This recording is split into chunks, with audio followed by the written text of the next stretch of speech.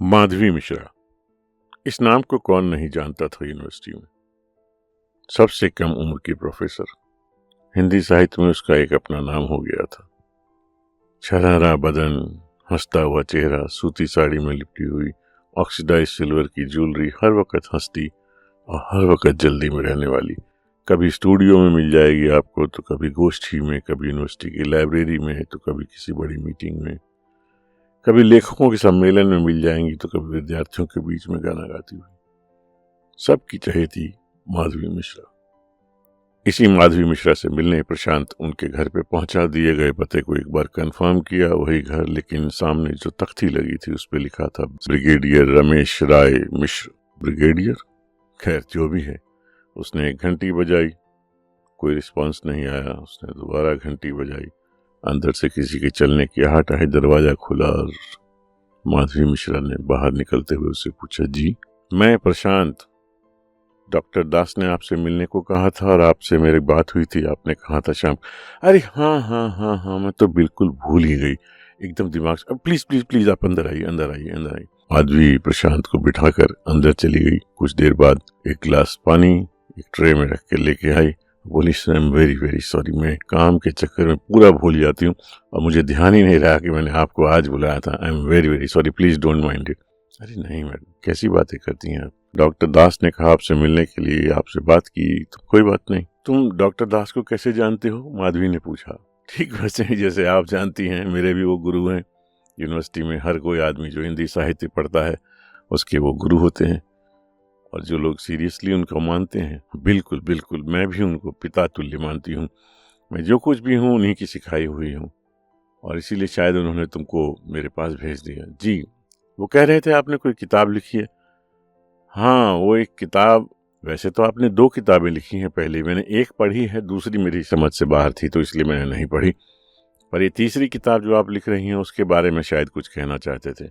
हाँ, वो तीसरी किताब बहुत दिन से लटकी हुई है, तो मैंने उनसे कहा क्योंकि बार बार मैं ही खुद लिखती हूँ और पढ़ती हूँ तो मुझे समझ नहीं आता कि कहाँ पे क्या अशुद्धि रह गई है, तो किसी की मदद चाहिए, तो उन्होंने तुम्हारा नाम बताया था।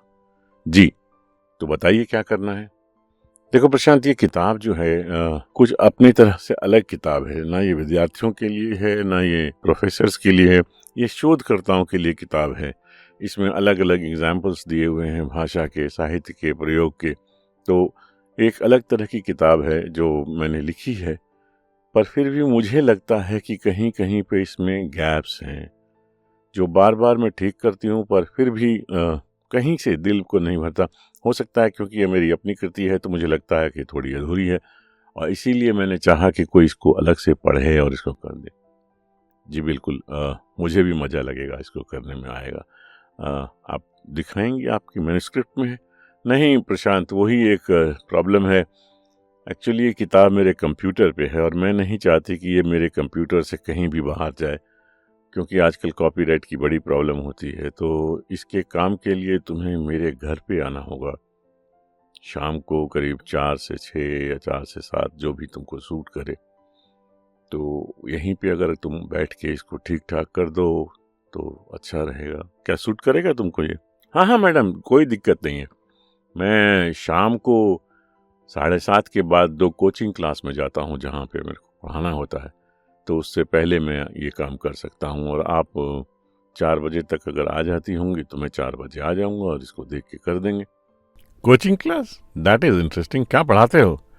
ये भी एक अजीब चीज़ है मैडम। जब स्कूल में था तब मेरे पास साइंस थी और केमिस्ट्री मेरा प्रिय विषय था। मैंने चाहा था कि मैं केमिस्ट्री में ही कुछ कर पाऊँ, लेकिन साइंस पढ़ने के लिए बहुत कुछ चाहिए था, जो कि हमारी ऐसी हालत नहीं थी कि हम उसको अफोर्ड कर पाते।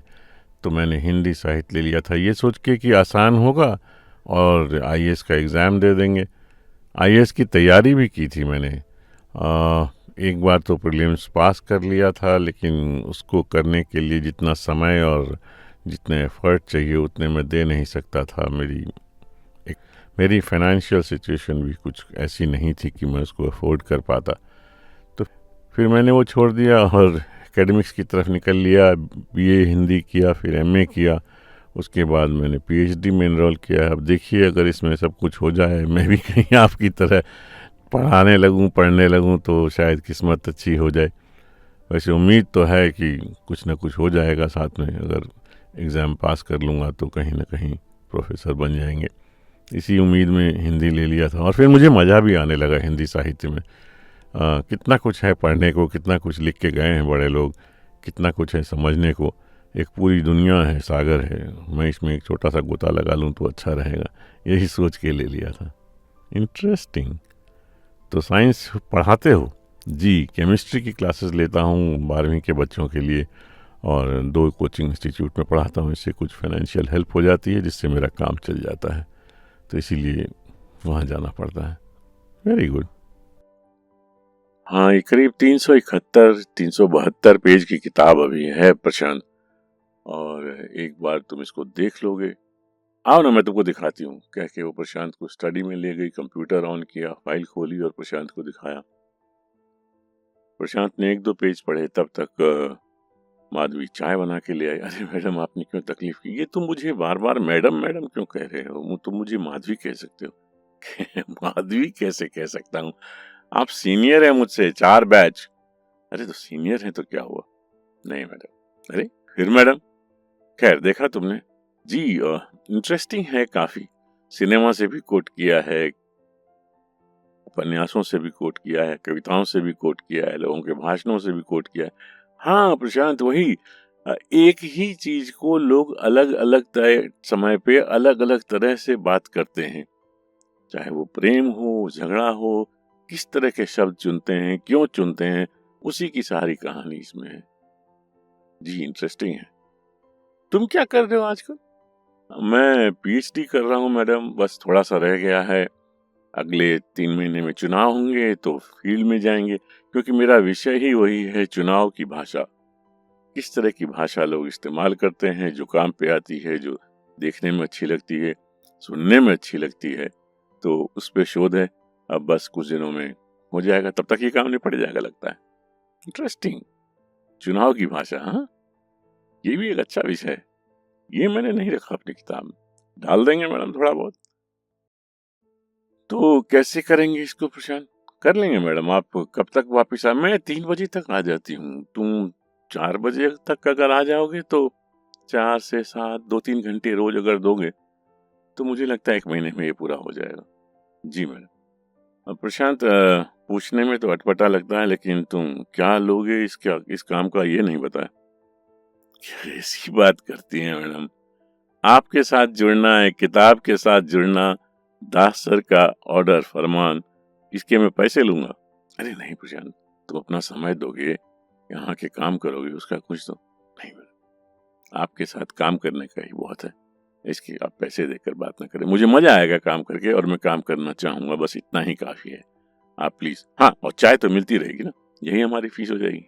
क्या बात करते हो प्रशांत, तुम आदमी इंटरेस्टिंग हो। हाँ मैडम, ये तो लोग सब कहते हैं कि आदमी इंटरेस्टिंग है।